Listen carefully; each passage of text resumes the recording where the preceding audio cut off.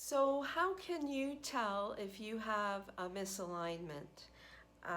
There's several ways. I mentioned before, if you lay down and you feel your hip bones, is one higher than the other? Is one more forward than the other? That's one way you can tell if you have a misalignment. You can also look at your feet. When you're laying down flat, if you look at your feet, is one foot turned out more than the other? Is one foot more forward than the other? That can also be a sign of a misalignment of the pelvis. Sometimes there's one pattern, it's the second most common pattern, where everything feels very straight and everything is in alignment. But with the Hesch method, we're always looking for movement through the SI joints. So sometimes this method is called an SI joint treatment method because it will restore this kind of movement in the pelvis. This is your SI joint here. It's the strongest joint in the human body. And when you walk, if there's proper motion through the pelvis, then there should be motion through these joints and these bones should all move. So when we're doing the Hesch method, we're looking for what we call spring and recoil throughout the whole structure of the pelvis. If we don't have that, then we know that there's some kind of constriction in the pelvis, and there'll be a treatment for that.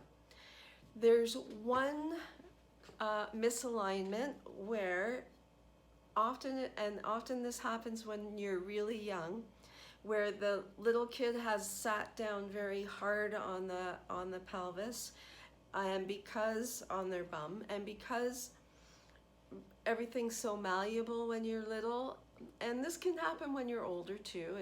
It's not just little children that have this happen, but when it happens when you're little, you grow up and you're not aware that nothing is moving here. It's all one block, because what happens is these ilia open up and this sacrum or your tailbone pops back and gets stuck between these two bones, and it's can be perfectly symmetrical.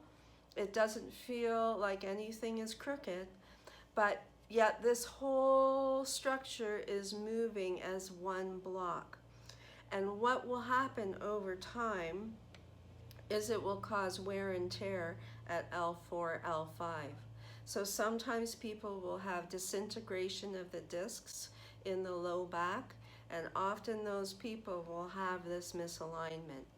Sometimes, as well as this opening up and this sacrum getting stuck back, it will also kind of come in and get stuck forward.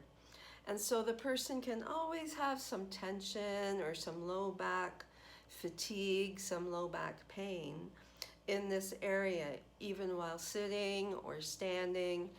And so they like to move a lot because it kind of relieves it, but yet there's always that tension there because this whole thing is stuck. And often I can see this when people are walking, because there's not this kind of movement of the pelvis. It's like the whole thing is moving like this. I once treated a woman who had this misalignment, and she walked by lifting her legs on either side. And I had to teach her how to walk again properly because she was so used to walking by lifting her legs. It was so stuck. And she would get exhausted. And it would, I mean, I tried it, walking the way she was walking, and it was exhausting to do. So no wonder, people with this particular misalignment will often get really fatigued around 7:30, 8 o'clock at night. So relieving this takes about 10 minutes. It's a very gentle process, and sometimes that's all the person needs, and all of a sudden this is moving properly again, and all of that pressure off of L4, L5 is gone. So it's called, Jerry Hesch has called this the second most common pattern.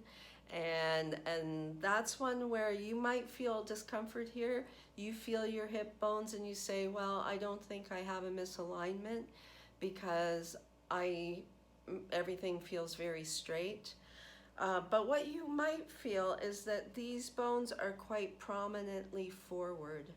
You might also feel a little bit of pulling in the front of the pelvis and in your lower abdomen around these muscles. It might be a little tender and sore.